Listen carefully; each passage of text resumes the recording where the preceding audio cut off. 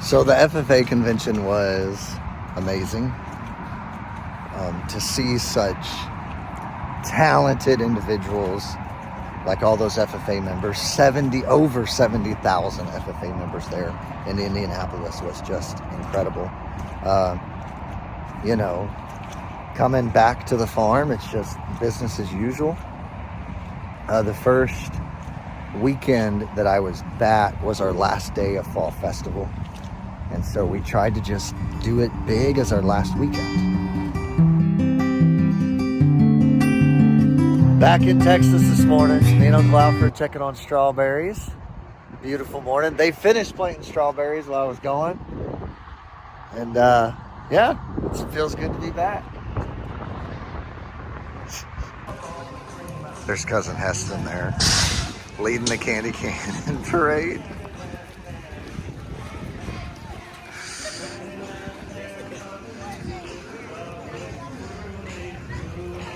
Now there's gonna be some scenes in today's farm vlog that shows off the relationship between my cousin, who you'll hear me refer to as Heston or Red, his nickname is Red, and my Uncle Alfred, because their relationship I think is hilarious, and I've never really showed it because I didn't want to embarrass the two of them, but I think it's at the point where we all know that it's kind of a joke and they just give each other a really hard time.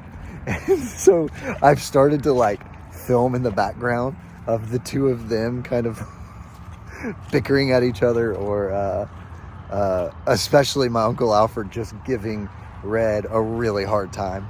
And so you're going to see clips of that. Don't think for this video and for any future videos that it's like that it's ill-intended, or that Alfred or Red are actually upset, because it's their relationship. And I can't not film it anymore.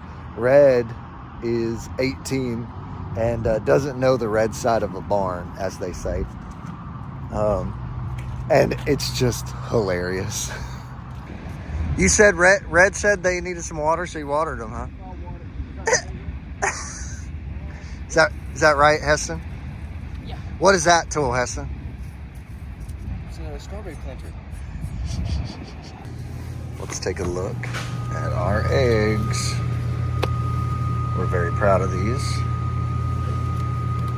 If you haven't watched our well, we have 2 parts now, YouTube videos showing off how we raise our chickens. We're very proud of our egg market. No. I tried to unbox it. No. I tried every single key 3 times. And I called him, and I looked to the other side. There's 2 locks. So I tried the key he told me to. Go in the shop and get some Gorilla Glue. If you can find what skin this pumpkin got off, I'll give you the rest of the day off. Okay? All right.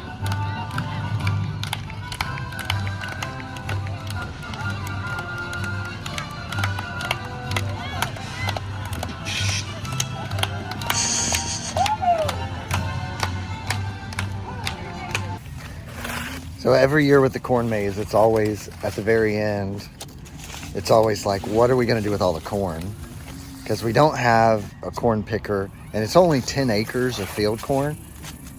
And so like combining it just wouldn't be worth it. And so this year what we're going to try is hand picking it and running it through a thresher and then milling that for chicken feed.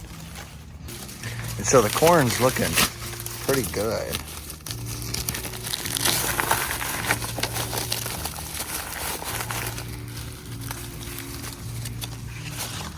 And so we have just a little electric thresher that we'll plug in.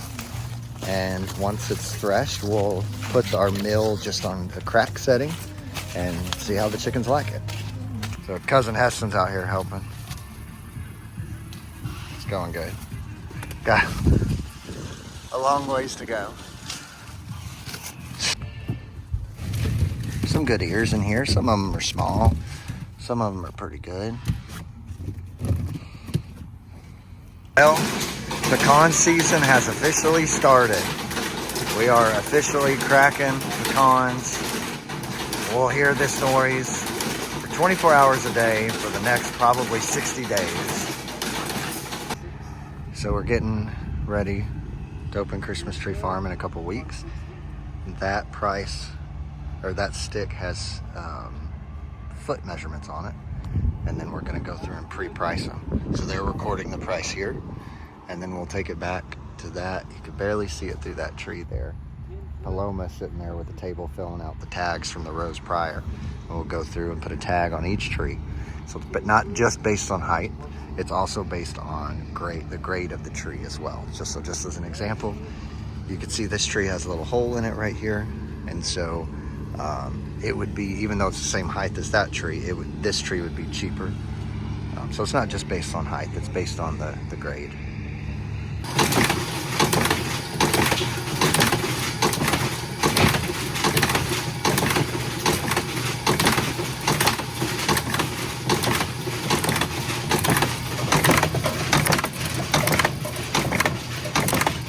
Mrs. Farmer Froberg has a presentation at school, so we're filling pots and bags of soil, and we got strawberry plants, and she's got a whole little presentation about it. Cousin Heston is going to go pick up some pots with a trailer. Why are you nervous, Heston? I've never driven a trailer.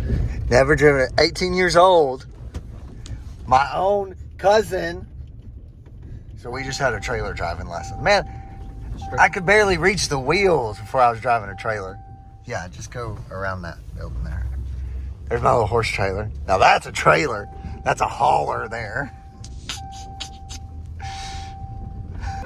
Well, that didn't take long. So Red made it back. And not just that, he did a fine job. We're gonna pot up a bunch of strawberry plants, about 12,000 of them. And we needed our soil and our pots. And he made it with the trailer. He only damaged it here. He didn't damage it on the road. It got hot again. Now, it's late in the evening right now, and so it feels pretty good right now. We got a little breeze, but like, it's been hot. I don't know what the deal is. We do have some rain coming later this week, and it's supposed to cool it down quite a bit. We have been getting ready at the Christmas Tree Farm. I'll try to go over there and film some updates there. Got Nick and Joelle out here picking corn. I'm picking it, they're shucking it. We're gonna thresh it and then grind it for chickens.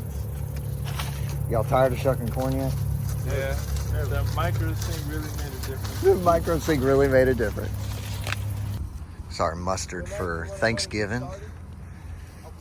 Throwing a little urea on it and gonna get it going. We only got about 10 days before we start cutting it. Gonna have a little last minute push. Did you start? Yeah. No. Stop. Red's helping with the contract. He caught me killed. He's doing a good job. We're gonna teach him. Well, it's raining today, but you know, we always order extra strawberry plants. And so what we like to do is anything extra we have after we're done planting, we'll pot up and sell them in the spring. And so starting to pot up, I think we're gonna have a decent amount here. Be good. We'll let these get bigger and they'll be perfect for people here in the spring because they'll be in 1 gallon pots.